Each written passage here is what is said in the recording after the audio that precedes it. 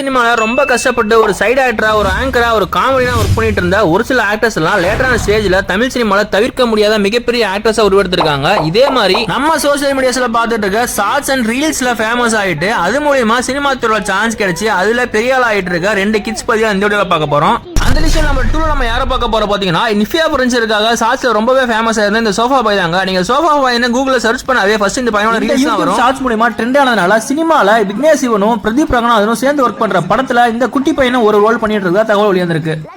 இப்ப எங்க இருக்கு பாத்தீங்கன்னா திருப்பூர் டேம்ல இருக்கும். இதுக்கு எதுக்காக வந்திருக்கோம்? மூவி ஷூட்காக வந்திருக்கோம். இல்ல ஹீரோ இந்த லிஸ்ட்ல ஃபர்ஸ்ட் யாரை பார்க்க போறோம் பாத்தீங்கன்னா, ரித்விக் குட்டி பையன் தாங்க. பல கெட்டப்ல பல காமெடி ஸ்டார் ரீல்ஸ் போட்ட இந்த குட்டி பையனுக்கு அடிச்சாம்பர் லக்குன்ற மாதிரி சர்தார், ஜெயிலர், அது இல்லாம நயன்தாரா கூட நடிக்கிற மாதிரி எக்கச்சக்கமான பட வாய்ப்புகளை பெற்று இப்ப தமிழ் சினிமால முன்னணி கிட்ஸ் ஹீரோவா வாழ்ந்துட்டு இருக்காரு. இந்த மாதிரி சாதாரண ரீல்ஸ் மூலமா சினிமால சான்ஸ் கிடைச்சு வேற எவ்வளவு கலெக்டர் இருக்க குட்டிஸ் பத்தி உங்களோட ஃபேவரட் யாருன்னு கமெண்ட்ல சொல்லுங்க.